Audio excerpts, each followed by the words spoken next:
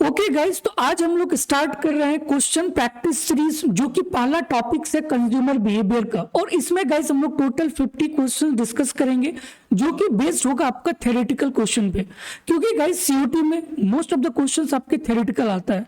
तो इसीलिए जो 50 क्वेश्चन है गाइस पूरा थ्योरेटिकल होगा और पूरा कॉन्सेप्चुअल बेस है, तो बिल्कुल भी मिस मत करना इस टोटल 50 क्वेश्चन को।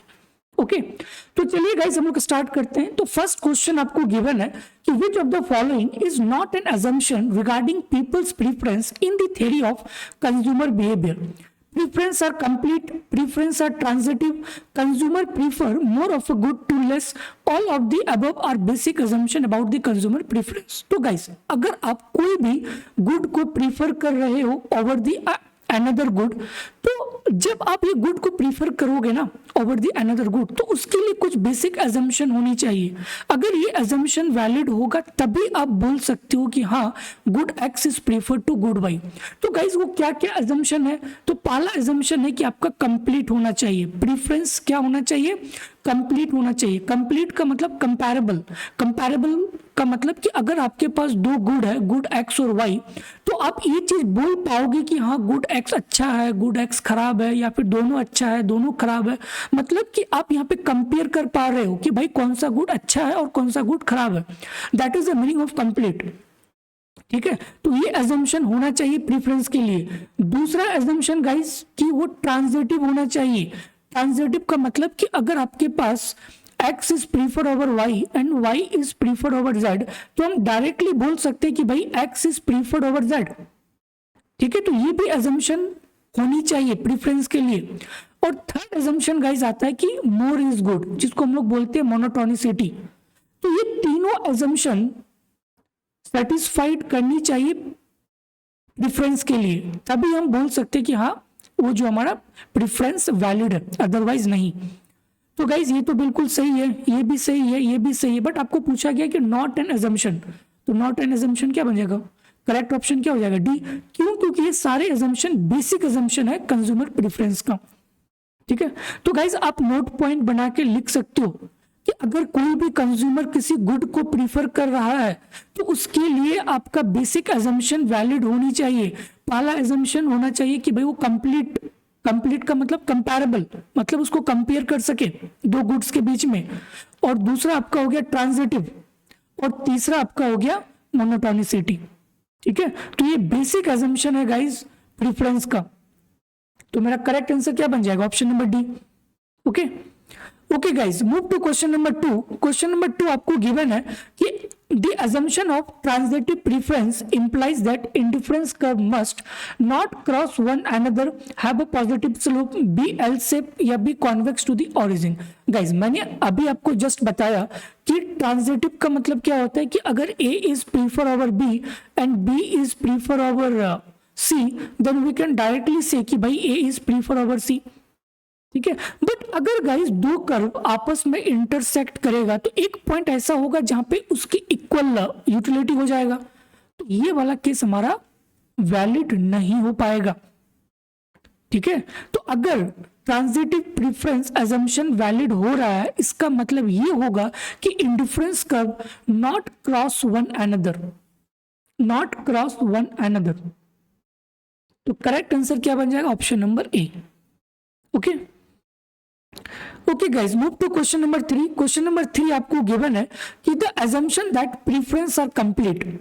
अगर प्रीफरेंस कंप्लीट है, तो मैंने अभी आपको जस्ट बताया कंप्लीट का मतलब है कंपैरेबल, मतलब दो गुड्स को आप कंपेयर कर पा रहे हो कि भाई कौन सा अच्छा है कौन सा खराब है। तो आप देख सकते हो गाइस कि ऑप्शन नंबर डी में लिखा हुआ है, it means that consumer can compare any two market basket of goods, determine that either one is preferred to the other or C is indifferent between them। तो correct answer क्या बन जाएगा? Option number D. ठीक है, okay guys, move to question number 4। आपको given है कि an upward sloping indifference curve define over two goods violate which of the following assumption from the theory of consumer behaviour. Guys हम लोग usually जानते हैं ना कि जो हमारा इंडिफरेंस कर्व होता है कॉप डगलस का ये होता है, तो अगर हम y को गाइज घटाएंगे तो x इंक्रीज होगा, तभी हमारा यूटिलिटी सेम होगा हर एक पॉइंट पे। ठीक है गाइस, इंडिफरेंस कर्व पे क्या है कि आपका यूटिलिटी सेम है ना, let's say this point A B C, तो इसका मतलब ये है कि आपका हर एक पॉइंट पे यूटिलिटी सेम होगा। बट अगर हम अपवर्ड स्लोपिंग की बात करें, अगर अपवर्ड स्लोपिंग की बात करें गाइस, तो ये तो मेरा इंडिफरेंस कर्व है, और इंडिफरेंस कर्व में तो हमें पता है कि भाई हर एक पॉइंट पे हमारा यूटिलिटी सेम है।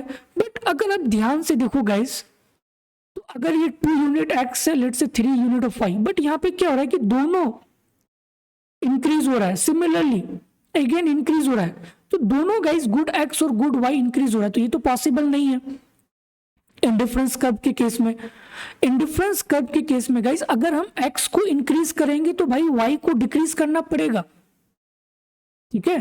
तो अगर अपवर्ड स्लोपिंग इंडिफरेंस कर्व होगा गाइस, तो जो वायोलेट होगा, more is preferred to less वाला केस आपका वायोलेट हो जाएगा, ठीक है। More is preferred to less वाला केस आपका वायोलेट हो जाएगा। तो करेक्ट आंसर क्या बन जाएगा? ऑप्शन नंबर सी, ठीक है, ओके। क्योंकि गाइज ये वाला केस क्या है, let's say this is A, this is B, this is C, ठीक है। बट आपको पता है ना कि हर एक पॉइंट पे हमारा यूटिलिटी सेम है, बट गाइज यहाँ पे दोनों इंक्रीज हो रहा है, तो बी इज प्रीफर्ड ओवर ए ना, क्योंकि बी में ज्यादा क्वांटिटी है, तो भाई कंज्यूमर बी को ज्यादा प्रीफर करेगा ओवर वाई। सिमिलरली अगर हम बी और सी के केस में कंपेयर करें, तो कंज्यूमर विल कंज्यूम सी, क्योंकि भाई यहाँ पे ज्यादा amount of good X and good Y है।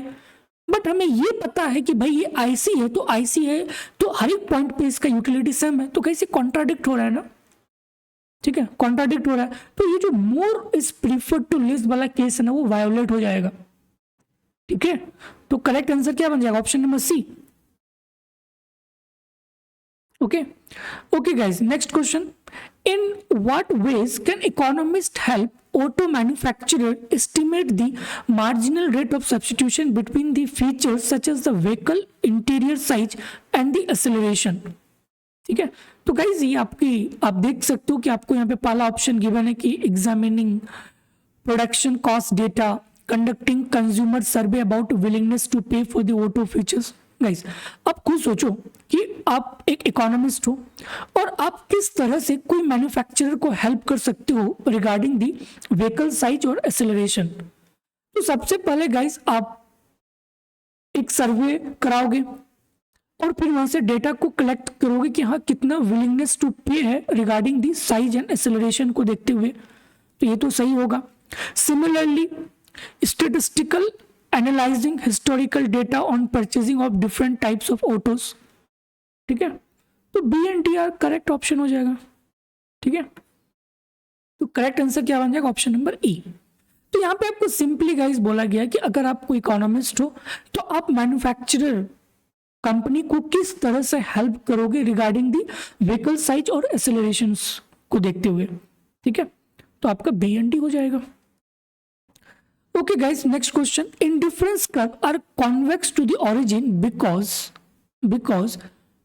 transitive of consumer preference, the assumption of diminishing marginal rate of substitution, the assumption that more is preferred to less, या फिर the assumption of complete।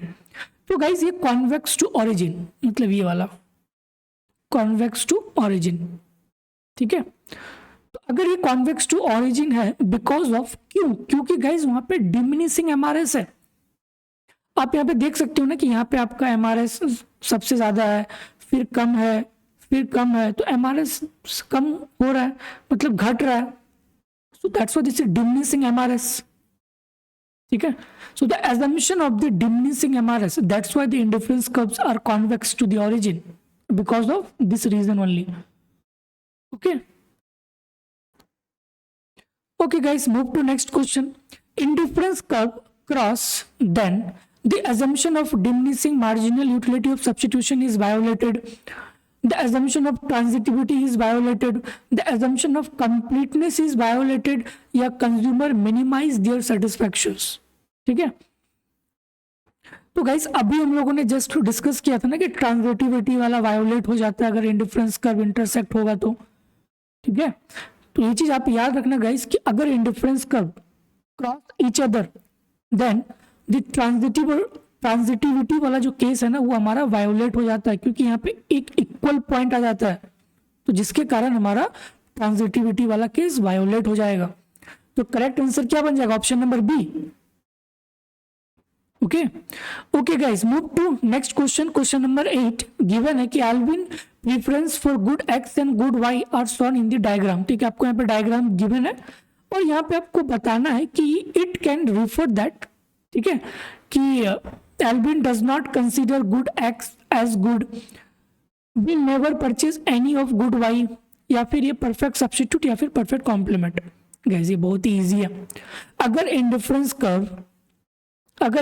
Curve आपका इस तरह का रहा तो हम डायरेक्टली बोल सकते कि भाई ये हमारा परफेक्ट सब्स्टिट्यूट है। ठीक है, तो ये हमारा परफेक्ट सब्स्टिट्यूट बन गया। अगर इंडिफरेंस कर्व गाइस आपका एल शेप का रहा तो ये हमारा क्या होता है?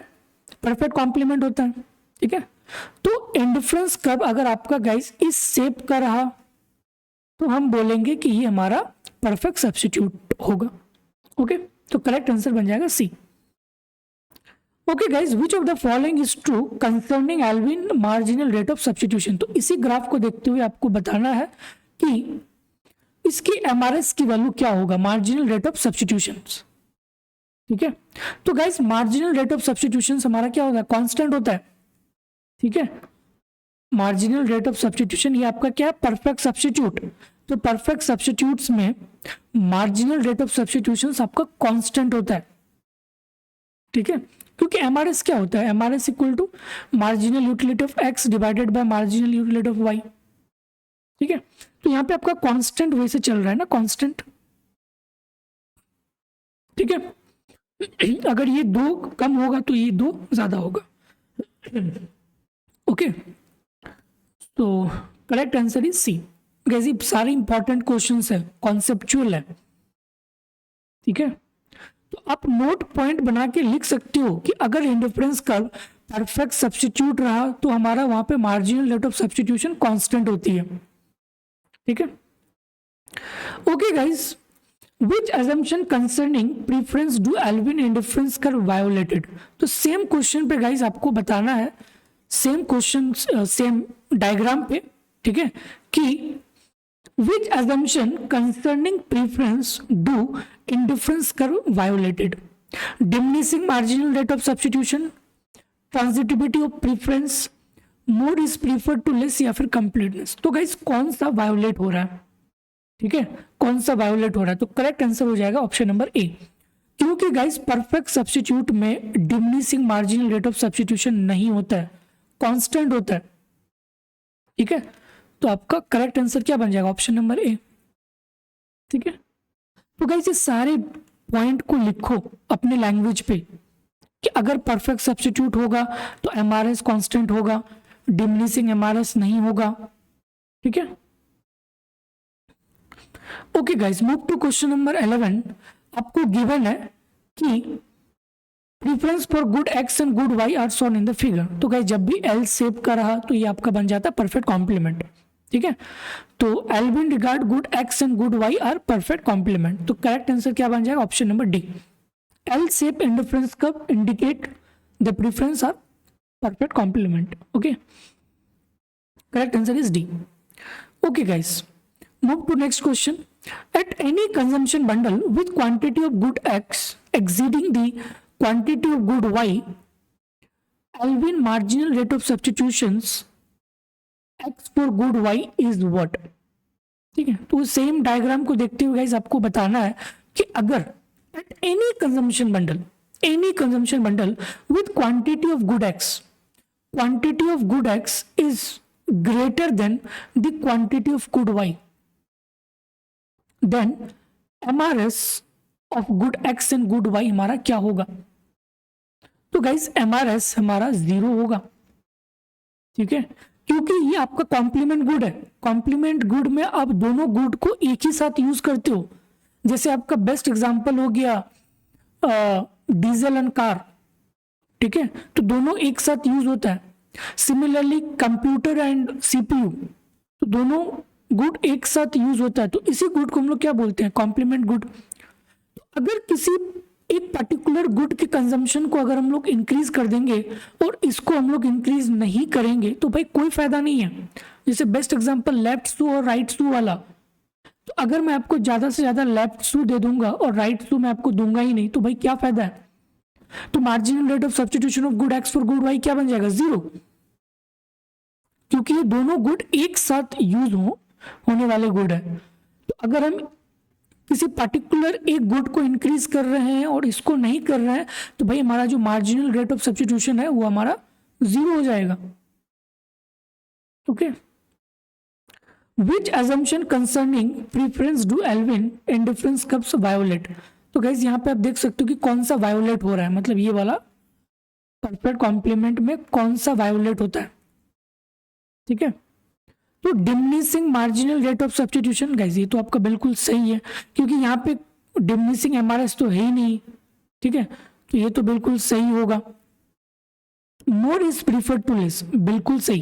तो यहाँ पे guys more is preferred to less वाला केस नहीं होता है परफेक्ट कॉम्प्लीमेंट में। क्यों, क्योंकि ये दोनों गुड एक साथ यूज होता है। ठीक है, तो इसीलिए ये भी आपका सही है। तो A and C both are correct. ठीक है, तो करेक्ट आंसर आपका बन जाएगा option number E. Okay guys, move to question number 14. Which of the following is true about the indifference curve when one commodity is bad? अगर one commodity bad होगा then हमारा indifference curve क्या होगा। Guys, मैंने कल ही एक question किया था IIT JAM 2025 से रिलेटेड। ठीक है, और उसमें भी सेम क्वेश्चन पूछा गया था। तो अगर ये आपका गुड X है जो कि गुड है और ये गुड Y है जो कि बैड है, तो आपका इंडिफरेंस कर्व इस तरह का बनता है, मतलब consumer are moving toward good x.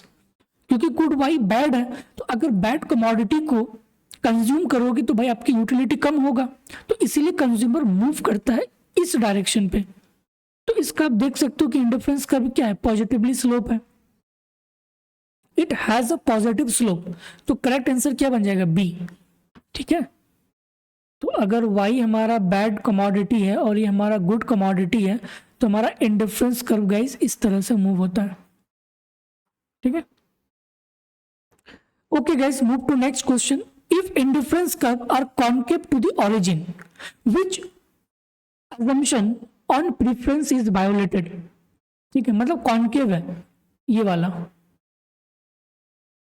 ठीक है, तो कौन सा assumption ऑन प्रीफरेंस गाइस आपका वायोलेटेड होगा, diminishing MRS, transitivity of preferences, more is preferred to less, या फिर कंप्लीटनेस। गाइस हमें पता है ना कि अगर वो कॉन्वेक्स होगा तो ये सारे एजम्पशन आपका वैलिड होता है, बट ये आपका उल्टा है, ये कॉन्केव है। तो अब कॉन्केव में गाइस वहां पे क्या होता है, इंक्रीजिंग एमआरएस होता है। ठीक है, इंक्रीजिंग एमआरएस होता है, और यहाँ पे क्या होता है, डिक्रीजिंग एमआरएस, डिक्रीजिंग एमआरएस। ठीक है, आप देख सकते हो यहाँ पे एमआरएस बहुत ज्यादा है, फिर कम है, फिर कम है, फिर अगेन कम होते होते आपका कम हो रहा है। So that's why this is the decreasing MRS. But यहाँ पे क्या हो रहा है, आपका इंक्रीज हो रहा है। ठीक है, एमआरएस आपका इंक्रीज हो रहा है। तो option A is correct, diminishing MRS is violated in the case of concave indifference curve. Okay okay guys, question number 16 given है कि a graph with meat on the horizontal axis. तो ये आपका मीट है और वेजिटेबल आपका है vertical axis में, और कोई एक कंज्यूमर है जो कि स्ट्रिक्ट वेजिटेरियन है, मतलब वो नॉन वेज नहीं खाता है। तो भाई जब ये नॉन वेज नहीं खाएगा तो ये वेज को खाएगा, वेजिटेबल को खाएगा। तो इस केस में हमारा इंडिफरेंस कर्व क्या होगा, वर्टिकल लाइन होगा, हॉरिजॉन्टल लाइन होगा, डायगोनल स्ट्रेट लाइन होगा, राइट एंगल होगा, या फिर अपवर्ड स्लोपिंग होगा। ठीक है, तो गाइस ये इसके लिए क्या बन गया, बैड गुड, बैड कमोडिटी हो गया ना मीट उसके लिए। ठीक है, तो इस केस में गाइस आप देख सकते हो कि हॉरिजॉन्टल लाइन होगा, horizontal indifference curve would be horizontal, क्योंकि ये आपका बन गया गुड कमोडिटी और ये आपका बन गया बैड कमोडिटी। मतलब ये भाई इसको खाता ही नहीं है मीट को, तो ये सिर्फ और सिर्फ खाएगा इसको। ठीक है, ओनली वेजिटेरियन को ही खाएगा। ओके, तो इसीलिए इसका यूटिलिटी भी इंक्रीज होगा जब हम इसको वेजिटेबल देंगे। तो चाहे हम इसको कितना भी मीट दे देगा आप इसकी यूटिलिटी सेम ही रहेगा, बट अगर इसे थोड़ा सा भी अगर हम वेजिटेबल देंगे तो इसका इंडिफरेंस कर्व जो है अपवर्ड शिफ्ट हो जाएगा। ठीक है, तो इसका करेक्ट आंसर क्या बन जाएगा? Horizontal line. इंडिफरेंस कर्व क्या होगा? Horizontal line. ठीक है, तो ये चीज याद रखना गाइस कि अगर कोई भी कंज्यूमर दो गुड को कंज्यूम कर रहा है और गुड एक्स में बैड कमोडिटी, मतलब वो उसको कंज्यूम ही नहीं कर रहा है क्योंकि भाई वो वेजिटेरियन है, मीट तो खाएगा नहीं, मतलब कंप्लीटली इसको नहीं खाएगा, तो वो खाएगा क्या? वेजिटेबल। तो इसका इंडिफरेंस कब आपका बन जाएगा? Horizontal line. Okay okay guys, question number 17, consider the following 3 market baskets. यहाँ पे आपको गिवन है 6, 8, 5, 3, 5, 8। ठीक है, A B C. If preference satisfy all 4 of the basic assumptions, जो भी बेसिक एजम्पशन है प्रीफरेंस का, कंप्लीट हो गया, ट्रांजिटिविटी हो गया, ठीक है, मोनोटोनिसिटी हो गया, वो सारे एजम्पशन आपको यहाँ पे वैलिड कर रहा है, तो यहाँ पे कौन सा ऑप्शन सही होगा? गाइस अगर मैं बात करूं, यहाँ पे आप देख सकते हो 6 + 3 9, मतलब टोटल 9 यूनिट है, और यहाँ पे आपका 13 यूनिट है, यहाँ पे भी आपका 13 यूनिट है। तो जाहिर सी बात है कि अगर हम assumptions को देखें कि भाई more is prefer to less, तो ऑब्वियसली कि भाई 13 इज मोर प्रीफर टू 9 ना। हाँ, 13 इज मोर प्रीफर टू 9, मतलब B is prefer to A, B is prefer to A। तो करेक्ट आंसर क्या बनेगा? Option number D, B is prefer to A। Okay okay guys, next question. Jenny is trying to decide which course to take next semester. Okay. Sorry guys. She has narrowed down her choice to 2 courses, Econ 1 and Econ 2. Now she is having trouble and cannot decide which of the 2 courses to take. मतलब वो confuse है कि भाई हम next semester में कौन सा subject को चूज करें, Econ 1 को ले या फिर Econ 2 को ले। ठीक है, वो कंप्लीटली कंफ्यूज है। It is not that she is indifferent between the 2 courses. She just cannot decide. मतलब वो डिसाइड ही नहीं कर पा रहा कि भाई हम कौन सा कोर्स को ले नेक्स्ट सेमेस्टर में। Economist would say that this is example of, ये कौन सा एग्जाम्पल है? Not transitive or incomplete, violate the assumption, the more is preferred to less, या फिर all of the above। ठीक है, तो गाइस ये इनकम्प्लीट है, इनकम्प्लीट है क्योंकि मैंने आपको बताया था ना कि भाई कंप्लीट में क्या होता है कि वो कंपेयर कर पा रहा है कि कौन सा गुड अच्छा है और कौन सा गुड खराब है, बट यहाँ पे वो कंपेयर ही नहीं कर पा रहा है, मतलब वो कंफ्यूज है, तो यहाँ पे इनकम्प्लीट हो जाएगा। तो करेक्ट आंसर क्या बन जाएगा? Option number B. कंप्लीट का मतलब है कंपैरेबल, मैं बार बार इस चीज को बोल रहा हूँ। कंपैरेबल का मतलब है कि आप वहां पे कंपेयर कर पा रहे हो कि भाई कौन सा गुड अच्छा है, कौन सा गुड खराब है, बट यहाँ पे तो गाइस वो कंपेयर ही नहीं कर पा रही है, तो वो क्या बन जाएगा? इनकम्प्लीट बन जाएगा। ठीक है, ओके गाइस, क्वेश्चन नंबर 19 यहाँ पे आपको गिवन है, रिफर टू इंडिफरेंस कर्व। तो ये आपको इंडिफरेंस कर्व गिवन है और इंक्रीजिंग यूटिलिटी। ठीक है, मतलब अगर इधर शिफ्ट करेंगे तो इसकी यूटिलिटी आपका इंक्रीज हो रहा है, that is the meaning. Okay, which of the following statement is correct? This individual receive no satisfaction from good A, this individual receive no satisfaction from good B, this individual will only consume A and B in fixed proportion, या फिर none of the above।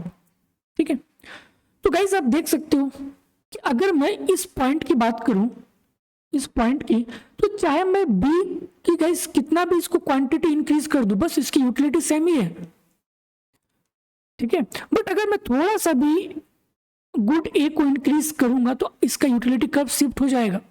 तो इसका मतलब है कि this individual receive no satisfaction from good B, कि भाई इसके गुड बी से इसको कोई भी सेटिस्फैक्शन नहीं मिल रहा है, तो करेक्ट आंसर क्या बन जाएगा? Option number B. गाइस आपका ग्राफ ये है ना, ग्राफ आपका ये है, तो यूटिलिटी आपका इंक्रीज हो रहा है कब? जब आप गुड ए को इंक्रीज कर रहे हो तब आपका इंडिफरेंस कर्व शिफ्ट हो रहा है, मतलब कि आपका यूटिलिटी इंक्रीज हो रहा है। बट बी में तो गाइस आपका सेम है ना, बी में तो उतना का उतना ही है। तो this individual receive no satisfaction, कोई सेटिस्फैक्शन, कोई यूटिलिटी नहीं मिल रही फ्रॉम बी। तो करेक्ट आंसर क्या बनेगा? Option number B.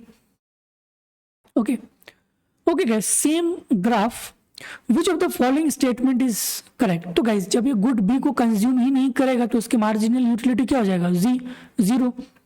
Good B, तो मार्जिनल यूटिलिटी आपका जीरो हो जाएगा। Same graph, which of the following is true about the MRS? तो गाइस एमआरएस आपको पता है ना कि what is the value of, what is the slope of this vertical line? Slope क्या होता है वर्टिकल लाइन का?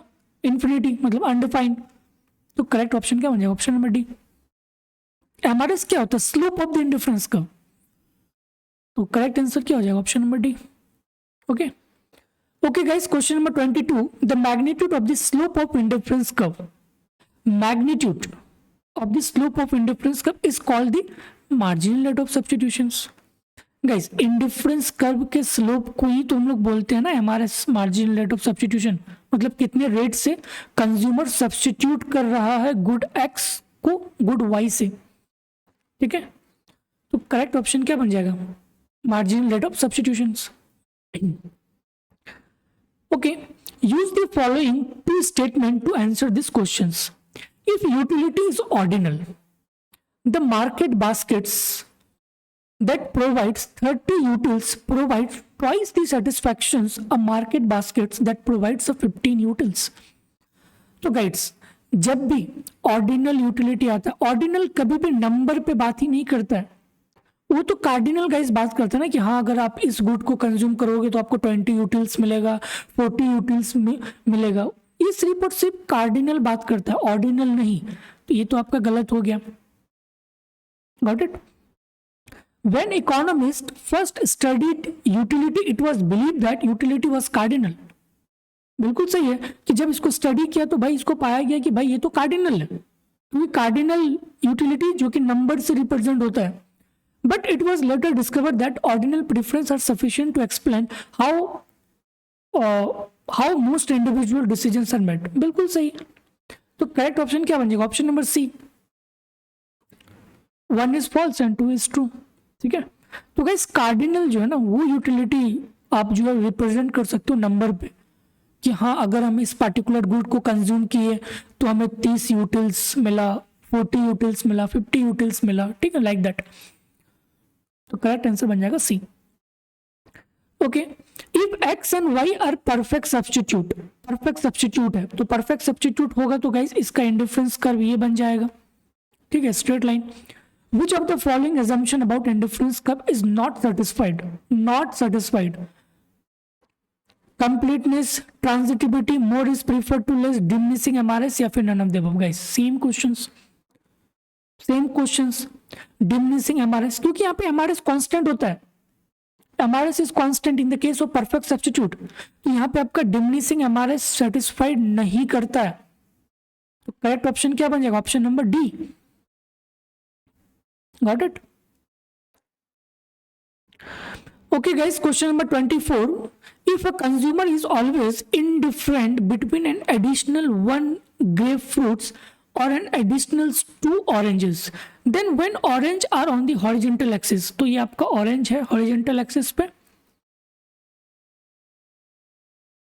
और ये आपका है grapefruit।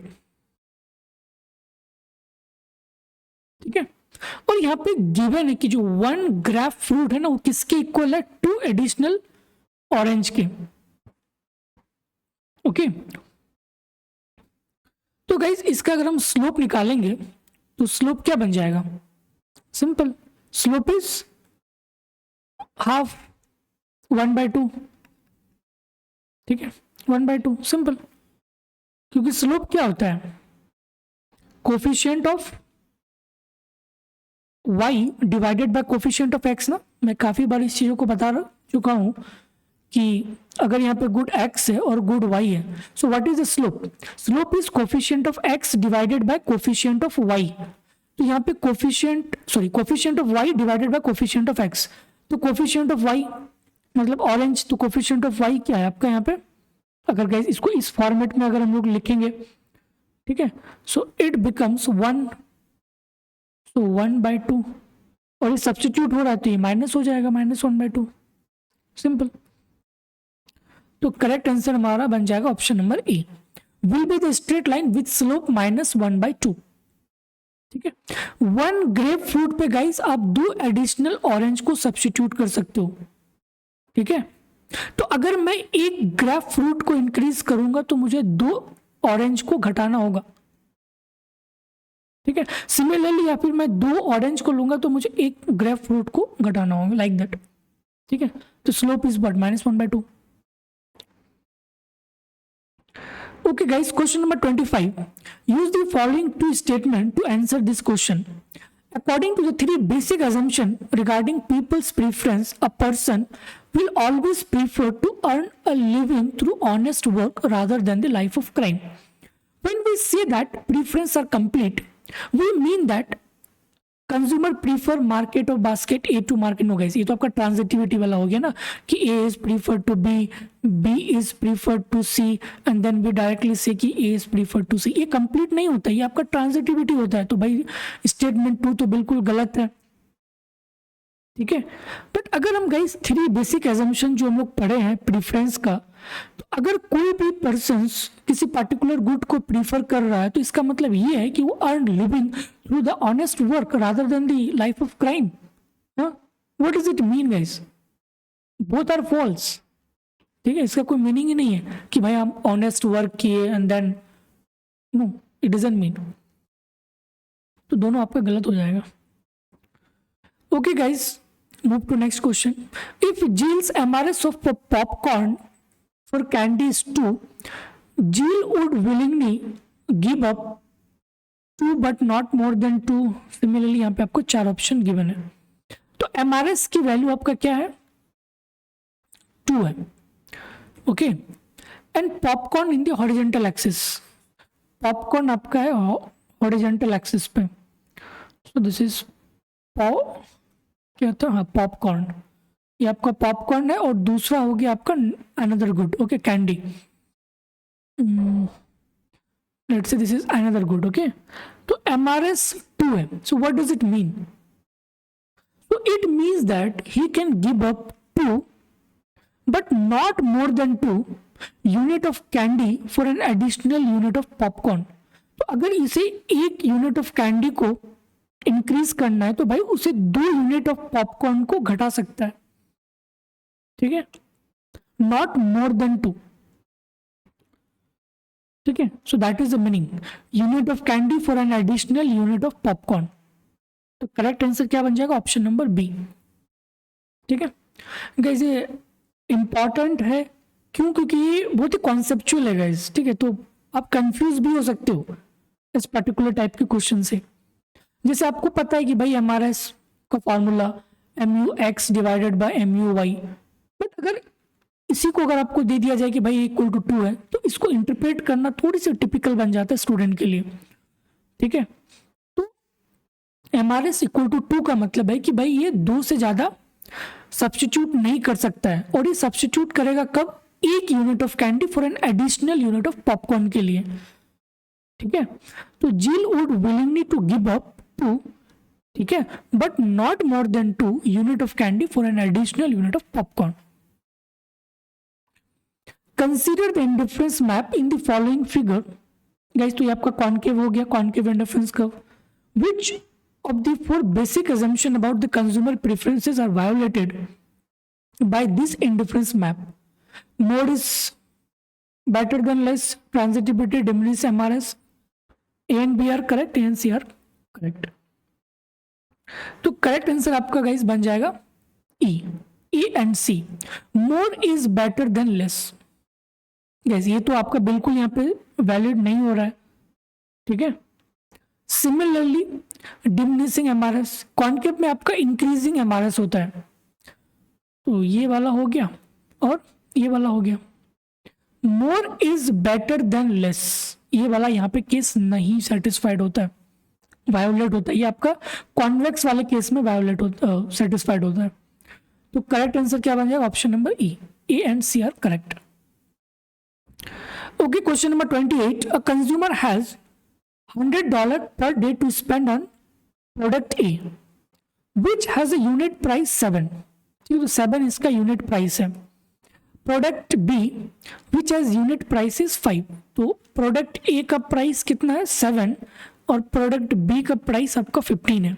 What is the slope of the budget line if good A is on the horizontal axis, तो ये आपका गुड ए हो गया और ये आपका गुड बी हो गया, ठीक है। तो गाइस हमें पता है ना कि अगर हम स्लोप की बात करें, स्लोप ऑफ बजट लाइन क्या होता है, price of X divided by price of Y. Price of X मतलब यहाँ पे क्या है, price of good A divided by price of good B. तो यहाँ पे लिख सकते हैं ना, प्राइसेस ऑफ गुड ए कितना 7 divided by prices of B कितना हो गया 15, ठीक है। गाइस माइनस यूज होगा, ठीक है, तो -7/15, ओके, सिंपल। तो करेक्ट आंसर क्या बन जाएगा, ऑप्शन नंबर ए। तो ये चीज याद रखना गाइस कि जो स्लोप होता है ना, slope of budget line equal to px/py, prices of good X divided by prices of good Y. तो अगर आपको दोनों के प्राइसेस पता है then you can find out the budget line slope. Okay guys, question number 29, suppose that the prices of good A and good B were to suddenly double, तो prices जो है दोनों गुड्स के डबल हो जाता है। If good A is plotted horizontal axis, तो ये आपका गुड ए है और ये आपका गुड बी है। Let's say this is your initial budget line. अब क्या है कि भाई दोनों के प्राइसेस चेंज हो रहा है, ठीक है, दोनों के प्राइसेस चेंज हो रहा है, ओके। देन बजट लाइन हमारा क्या होगा, slope of budget line will what, slope of the budget line will not change flatter steeper guys. जब एक चेंज होता है, लेट्स से कि अगर गुड एक्स या गुड ए के प्राइसेस अगर इंक्रीज होगा तो ये आपका स्टीपर होता है, और जब ये डिक्रीज होगा तो ये आपका फ्लैटर होता है। तो जब दोनों चेंज होगा ना तो हमारा स्लोप गाइस चेंज नहीं होता है, slope of budget line will not change. सिर्फ एक पर्टिकुलर गुड के अगर प्राइस चेंज होगा तभी हमारा स्टीपर या फ्लैटर होगा, लेकिन दोनों जब चेंज होगा तो हमारा जो स्लोप है बजट लाइन का वो चेंज नहीं होता है। आप इसको मैथमेटिकली भी प्रूफ कर सकते हो, ठीक है। Okay guys, question number 30, budget line has change from A to B, तो ये आपका बजट लाइन ए था, अब चेंज हो गया बी पे। विच of the following explain change in this budget line, तो गाइस जो पहला आपका जो बजट लाइन था वो ये था, तो अब घट के यहाँ पे आ गया, तो इसका मतलब है कि कंज्यूमर पहले लेट से कि 20 यूनिट ऑफ क्लोथिंग को अफोर्ड कर पा रहा था, बट अब घट गया। क्यों घटा, क्योंकि भाई इसके प्राइसेस इंक्रीज हुआ होगा, अब ये ओनली 10 यूनिट ऑफ क्लॉथ को ही कंज्यूम कर पा रहा है। सिमिलरली अगर मैं बजट लाइन ऑफ ए की बात करूं तो ये लेट से कि इनिशियल 10 यूनिट ऑफ फूड को कंज्यूम कर पा रहा था, बट आफ्टर ये इंक्रीज हो गया ना, ये 20 यूनिट ऑफ फूड को कंज्यूम कर पा रहा है। क्यों, क्योंकि ये मीन्स फूड के प्राइस डिक्रीज हुआ होगा तभी ये ज़्यादा जो है अमाउंट ऑफ फूड को जो है कंज्यूम कर रहा है, ठीक है। तो इसका मतलब ये है कि प्राइसेस ऑफ फूड डिक्रीज, कि इसका प्राइसेस कम हुआ होगा और इसके प्राइसेस ज़्यादा हुआ होगा तभी ये शिफ्टिंग हुआ है, ठीक है। So the prices of food decrease and the prices of clothing increase. तो करेक्ट आंसर क्या हो जाएगा, ऑप्शन नंबर सी, ठीक है। गाइस अब खुद सोचो ना कि ये आपका बजट लाइन है, अगर ये फ्लैटर हो जाएगा तो इसका मतलब ये है कि भाई आप ज्यादा अमाउंट ऑफ गुड एक्स को कंज्यूम कर पा रहे हो, तो आप ये गुड कब कंज्यूम कर पाओगे, जब इसके प्राइसेस घटा होगा। सेम चीज प्राइसेस ऑफ फूड डिक्रीज, और ये वाला गाइस पहले आप यहाँ कंज्यूम कर रहे थे बट अब घट गए, तो इसलिए घटे क्योंकि भाई इसके प्राइसेस इंक्रीज हो गया होगा, ठीक है। Okay, an increase in income holding price constant can be represented as change in the slope of the budget line parallel outward shift। कैसे इनकम इंक्रीज हो रहा है, मैंने काफी बार बता रखा है कि अगर ये आपका इनिशियल बजट लाइन है, अगर इनकम चेंज होता है तो आपका बजट लाइन गाइस क्या होता है, शिफ्ट होता है। मतलब चाहे वो आउटवर्ड शिफ्ट होगा या फिर इनवर्ड शिफ्ट होगा। आउटवर्ड तब होगा जब आपका इनकम इंक्रीज होगा, इनवर्ड कब होगा, जब आपका इनकम डिक्रीज होगा। तो यहाँ पे आपका इनकम इंक्रीज हो रहा है तो इसका मतलब है कि आपका बजट लाइन शिफ्ट होगा, आउटवर्ड शिफ्ट होगा। ठीक है। और फ्लैटर और स्टीपर कब होता है? जब आपका प्राइस चेंज होता है, ठीक है। तो जब अगर प्राइस इंक्रीज होगा तो आपका स्टीपर हो जाएगा, और जब प्राइस डिक्रीज होगा तो आपका फ्लैटर हो जाएगा। बट यहाँ पे इनकम इंक्रीज हो रहा है, तो जब भी इनकम इंक्रीज होगा तो ये आपका बजट लाइन शिफ्टिंग होगा। इंक्रीज होगा तो आउटवर्ड शिफ्ट होगा, और डिक्रीज होगा तो डाउनवर्ड शिफ्ट होगा, ठीक है। तो करेक्ट आंसर हमारा बन जाएगा option number B. Assuming that food is measured on the horizontal axis, cloth on the vertical axis. If the prices of food fall relatively to the clothing, then the budget line will be what? ठीक है। तो food guys आपका horizontal axis पे है, ये आपका food हो गया, और क्लोथिंग आपका है वर्टिकल एक्सिस पे, ठीक है। If the prices of food fall relatively to the cloth, तो गाइस लेट्स से ये आपका इनिशियल बजट लाइन है, ठीक है। अब क्या हुआ कि जो प्राइसेस ऑफ फूड जो है ना वो घट गया, prices of food decrease. If the prices of food fall, तो जैसे ही फॉल होगा फूड का प्राइस, तो भाई अब ज्यादा कंज्यूम करोगे ना, हाँ अब ज्यादा कंज्यूम करोगे तो इट बिकम्स फ्लैटर, हाँ इट बिकम्स फ्लैटर। तो करेक्ट आंसर क्या बन जाएगा? Option number A, it becomes flatter. Okay okay guys, move to next question. If price and income in a too good society double, what will happen to the budget line? Price and income in a too good society double, मतलब दोनों gas increase हो रहा है, prices भी और income भी, then there will be no effect on the budget line. अगर prices plus income, okay same question IIT jam I think 2022 या 2021 में पूछा गया था, ठीक है। सेम क्वेश्चन, अगर प्राइस और इनकम एक साथ चेंज होगा तो कोई भी इफेक्ट जो है बजट लाइन पे नहीं होगा, no effect on the budget line. तो करेक्ट आंसर क्या बन जाएगा? Option number E. Okay guys, move to next question. Suppose a consumer only purchase food and clothing, the food is plotted along the horizontal axis. Same, ये आपका food हो गया और ये आपका क्लोथिंग हो गया, ठीक है। If the prices of clothing increase and the prices of food and income do not change, then the budget line change by rotating out of this 5 options, ठीक है।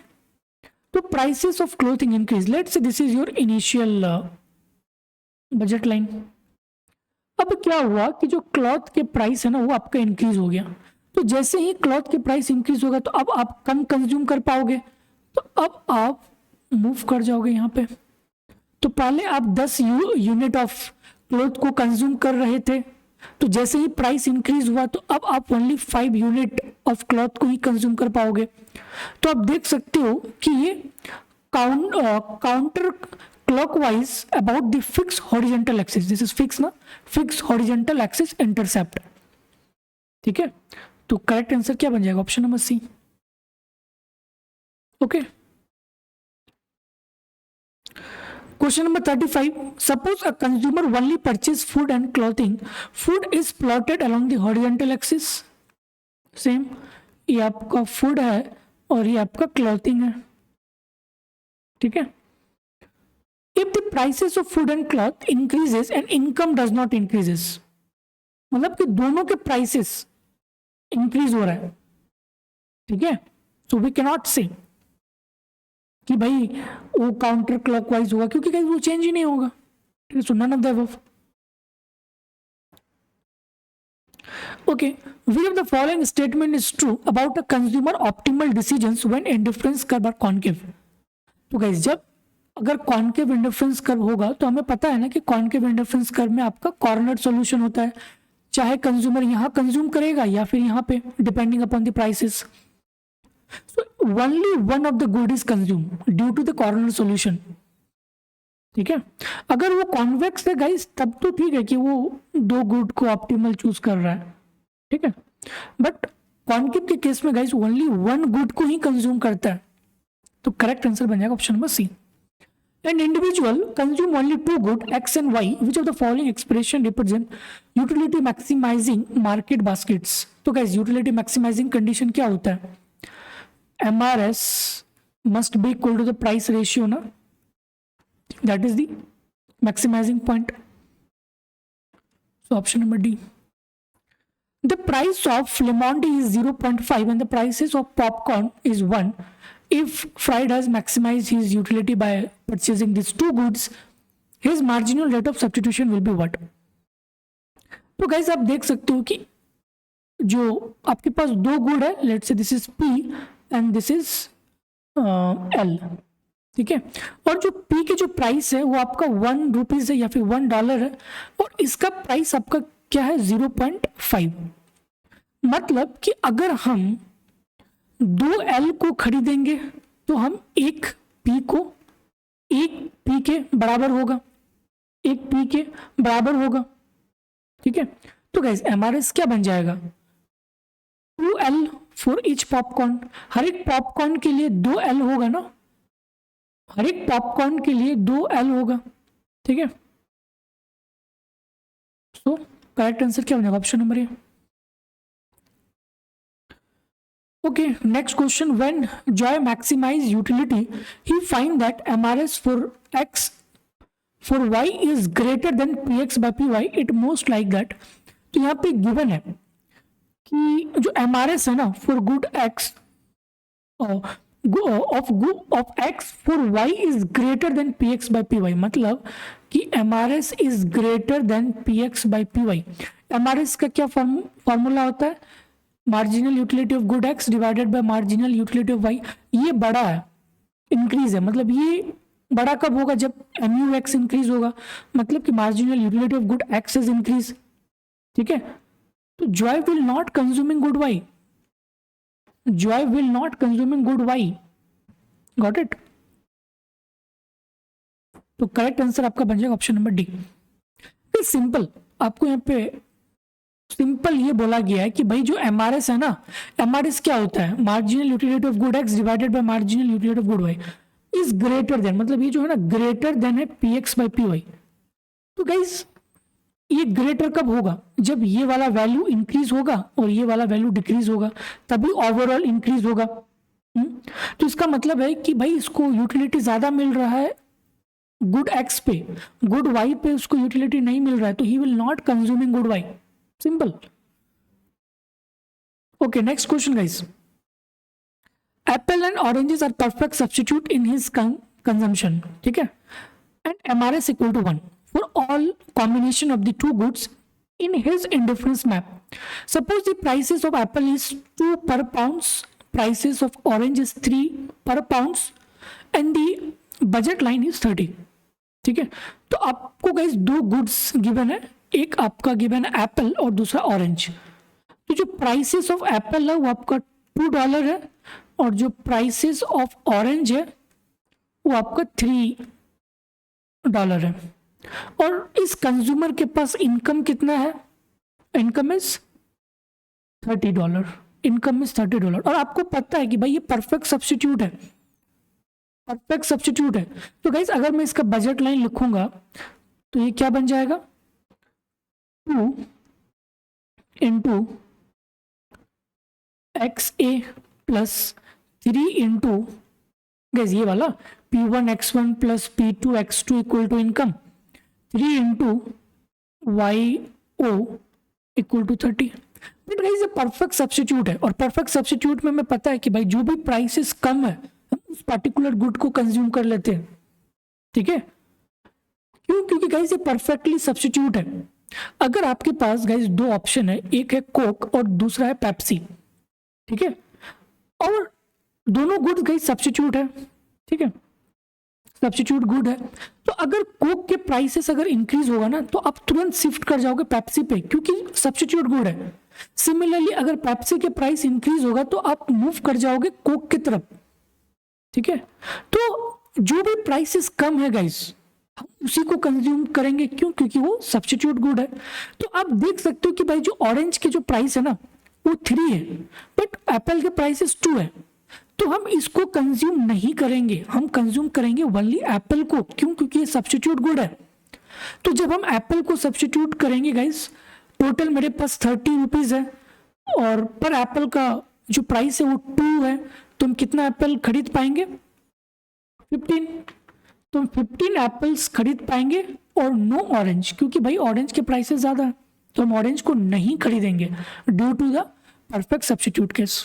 तो करेक्ट आंसर क्या बन जाएगा? Option number D, 15 apples and no oranges. ठीक है।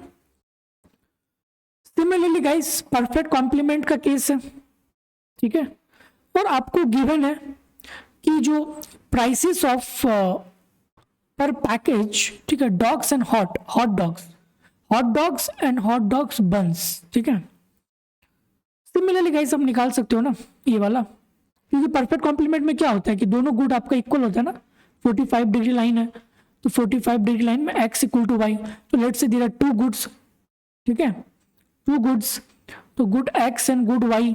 तो अगर इसका हम लोग बजट लाइन गाइस लिखेंगे तो क्या बन जाएगा? P1x plus P2y equal to m। But हमें पता है कि भाई ये परफेक्ट कॉम्प्लीमेंट है तो x और y का वैल्यू इक्वल होगा, तो यहाँ पे x पुट कर देंगे, x कॉमन ले लेंगे, ठीक है, तो x का वैल्यू क्या हो जाएगा? m by P1 plus P2।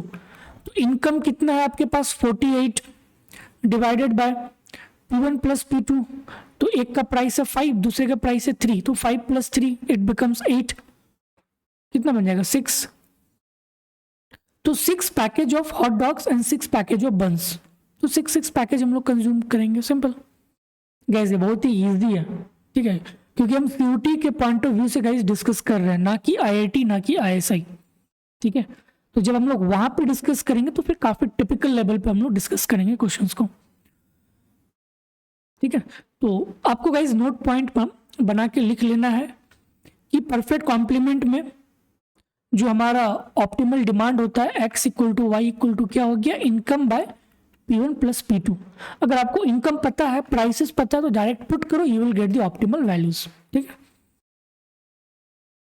Guys similarly same question है कि इनिशियल प्राइस 3 था दोनों का, अब क्या हुआ कि प्राइसेस जो है इंक्रीज हो गया एक कमोडिटी का, देन कितने से वो रिड्यूस होगा? सिंपल गाइस आप कर सकते हो, ठीक है, इसको एक बार खुद से ट्राई करना।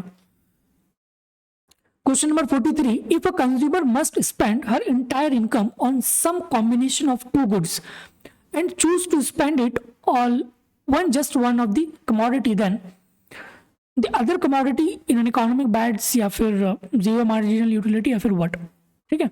Consumer must spend her entire income on some combination of the two commodities, okay fine. तो लेट्स से कि वो दो कमोडिटीज पे खर्च कर रहा है, ठीक है, दो कमोडिटीज पे जितना भी कमाया उन्होंने खर्च कर दिया। लेट्स से कि 5 यूनिट ऑफ x और 10 यूनिट ऑफ y इन्होंने खरीदा, but and choose to spend it all on just one of the commodities. But ये चाहता है कि भाई हम सिर्फ और सिर्फ एक कमोडिटी पे ही खर्च करें, तो अदर कमोडिटी पे अगर वो कंज्यूम करेगा तो वहां से उसको लेस यूटिलिटी मिलेगा, ओके, पर dollar spend on the good. तो करेक्ट आंसर क्या बन जाएगा? ऑप्शन नंबर सी, सिंपल, ठीक है। गाइस अब खुद सोचो ना कि अगर आपके पास 100 रुपीज है और आप दो कमोडिटी को कंज्यूम कर रहे थे, बट आपको ये चीज पता है कि नहीं यार हमें एक कमोडिटी को ही कंज्यूम करना चाहिए, तो अगर आप दूसरा कमोडिटी कंज्यूम करोगे तो भाई आपकी यूटिलिटी कम होगा पर spend on that goods, okay. Angel curve for a given good is what? Guys this is too much easy, ठीक है। नेगेटिवली स्लोप होता है ना एंजल कर्व, नॉर्मल गुड का एंजल कर्व क्या होता है? पॉजिटिवली स्लोप होता है, और गिवन गुड का आपका नेगेटिवली स्लोप होता है, ठीक है। करेक्ट आंसर बन जाएगा option number A. Which of the following is true? Indifference curve slope downward from left to right, indifference curve slope downward from right to left, indifference curve are always convex to the point of origin of the two axes, indifference curve never intersect each other। तो कैसे? तो सही है, indifference curve never intersect each other, indifference curve downward from left to right ना, ये वाला left to right, तो ये आपका लेफ्ट हो गया, ये आपका राइट हो गया, तो ये left to right downward slope होता है, तो ये भी सही है। indifferent curve slope downward from, no, this is not correct। Indifference curve are always convex to the point of origin of the two axis, हाँ ये कॉन्वेक्स टू ऑरिजिन है ना, कॉन्वेक्स टू ऑरिजिन है, तो ये भी सही है। तो A C and D are correct. A, C and D are correct. तो करेक्ट ऑप्शन क्या बनेगा? Option number C. ठीक है। In case of indifference curve of two good x and y, as consumption of x increasing, then what will happen? ठीक है guys, MRS आपको पता है ना क्या होता है? Marginal utility of good x divided by marginal utility of good y। तो ये जब इंक्रीज होगा तो इसका मतलब क्या है? इसका मतलब ये है कि भाई marginal utility of good x increase हो रहा है। ठीक है, तो हाँ, तो जब ये इंक्रीज होगा तो MRS इंक्रीज होगा, तो MRS will increase. B part, option C, MRS will decrease in case of indifference curve of two good x and y, consumption of x increasing. अच्छा गाइस, यहाँ पे क्या है कि आप गुड x के कंजम्पशन को इंक्रीज कर रहे हो, तो जाहिर सी बात है यार कि जब अगर आप गुड x के कंजम्पशन को इंक्रीज करोगे तो उसके मार्जिनल यूटिलिटी तो फॉल होगा, तो ये वाला मार्जिनल यूटिलिटी आपका फॉल हो जाएगा। तो जब ये वाला न्यूमरेटर फॉल होगा तो आपका ये भी क्या हो जाएगा? फॉल हो जाएगा। ठीक है, तो it will decrease. Sorry guys, conceptual है ना। सी, MRS आपको पता है ना कि MRS इक्वल टू क्या होता है? Marginal utility of x divided by marginal utility of y। ठीक है, अब क्या है कि आप गुड x के कंजम्पशन को इंक्रीज कर रहे हो, गुड x के कंजम्पशन को जब आप इंक्रीज करोगे तो भाई इसके मार्जिनल यूटिलिटी फॉल होगा, तो जब ये फॉल होगा तो भाई ये भी फॉल होगा, तो MRS क्या हो जाएगा? डिक्रीज होगा। Simple. Okay, which of the following is related to the Engel curves? Price consumption curve, diminishing marginal rate of substitutions curves, income consumption curve या फिर सप्लाई कर्व। तो गाइस आपको पता है ना ये वाला कि अगर हमारा इनकम इंक्रीज होगा तो कंजम्पशन भी क्या होगा? इंक्रीज होगा, कंजम्पशन भी इंक्रीज होगा। ठीक है, तो ये आपका गुड x है और ये आपका गुड y है। Got it? तो ये क्यों इंक्रीज हुआ गाइस? हाँ, क्यों? क्योंकि इसका इनकम इंक्रीज हुआ। तो अगर हम इनकम और गुड x के बीच में अगर रिलेशन देखना चाहे तो जब इनकम बढ़ा तो इसका गुड x का क्वांटिटी भी क्या हो गया? इंक्रीज हो गया। तो ये कहां से ड्राइव हुआ? Angel curve is drive from the income consumption curve. ठीक है, तो वही चीज आपको यहाँ पे पूछा गया था कि which of the following is related to the Engel curve.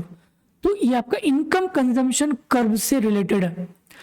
Okay, क्योंकि इनकम कंजम्पशन कर्व से ही हम लोग ड्राइव करते हैं एंजल कर्व को।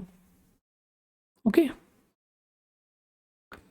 Okay guys, if the two goods are poor substitute, then the indifference curve will be what? Poor substitute है guys, will be a straight line, will be a never straight line, near right angle, bend upwards। तो ये आपका हो जाएगा क्या? Near और right angle. मतलब पोर substitute है, मतलब हम उसको सब्स्टिट्यूट ही नहीं कर पा रहे हैं। तो गाइस आपको याद है परफेक्ट कॉम्प्लीमेंट में जहां पे सब्स्टिट्यूशन 0 था, ठीक है, तो नियर राइट एंगल में हो जाएगा। इंडिफरेंस कर्व को राइट एंगल होना पड़ेगा तभी टू गुड्स पुअर सब्स्टिट्यूट होगा। ठीक है, करेक्ट आंसर आपका सी बन जाएगा। ओके गाइस, ये कॉन्सेप्ट है कि अगर दोनों गुड्स नॉर्मल होगा तो आप देख सकते हो कि ये आपका सब्स्टिट्यूशन इफेक्ट है ए टू बी, तो substitution effect is greater than income effect होता है in the case of normal goods. आप देख सकते हो कि ये वाला एरिया आपका सब्स्टिट्यूशन इफेक्ट है और only this much area is a income effect. तो substitution effect is greater than income effect in the case of normal good. Similarly guys, अगर इंफीरियर रहा, ठीक है, तो ए टू बी ये जो मूवमेंट है ये आपका सब्स्टिट्यूशन इफेक्ट है, तो ये टोटल एरिया आपका सब्स्टिट्यूशन इफेक्ट है और this much area B to C is your income effect. ठीक है, income effect, so you can see here. Okay, so guys ये जस्ट ये कॉन्सेप्ट है, ठीक है, nothing else. What is true for the given goods? Given good में guys क्या होता है? हाँ, गिवन गुड, अगर मैं बात करूं इन the case of given good guys, ये आपका डायग्राम है गिवन गुड का केस। तो पहले कंज्यूमर यहां कंज्यूम कर रहा था, ठीक है, तो जैसे ही प्राइस चेंज हुआ consumer move to this point and again the consumer is moving to this point C में। तो आप देख सकते हो कि substitution effect only this much and income effect is more. ठीक है, इनकम इफेक्ट इज मोर। तो यहाँ पे क्या होता है गिफ एंड गुड के केस में, positive strong effect of income effect, ठीक है, स्ट्रॉन्ग पॉजिटिव इनकम इफेक्ट होता है इन द केस ऑफ गिफ एंड गुड। आप डायग्राम के माध्यम से गाइस देख सकते हो, income effect is big as compared to substitution effect, ठीक है। Okay guys, last question, a good is called गिफ and good when the income effect is what. तो गाइस इसको खुद से एक बार ट्राई करना, ठीक है, और इसका करेक्ट आंसर गाइस ये होगा, आप देख सकते हो, ठीक है। Okay guys, thank you. तो आज हम लोगों ने गाइस टोटल 50 क्वेश्चंस डिस्कस किया, जो कि सीयूटी के पॉइंट ऑफ व्यू से थियोरेटिकल था, बेसिक्स था, बट इम्पॉर्टेंट था, ठीक है। तो गाइस आई होप कि आपको ये लेक्चर सीरीज गाइस पसंद आ रही होगी, और गाइस अगर पसंद आ रही होगी तो प्लीज़ चैनल को सब्सक्राइब कीजिए, ताकि इससे हमें भी गाइस मोटिवेशंस मिलती है न्यू वीडियोस अपलोड करने के लिए। ओके गाइस, फिर मिलते हैं नेक्स्ट वीडियोस पे। Okay guys, thank you.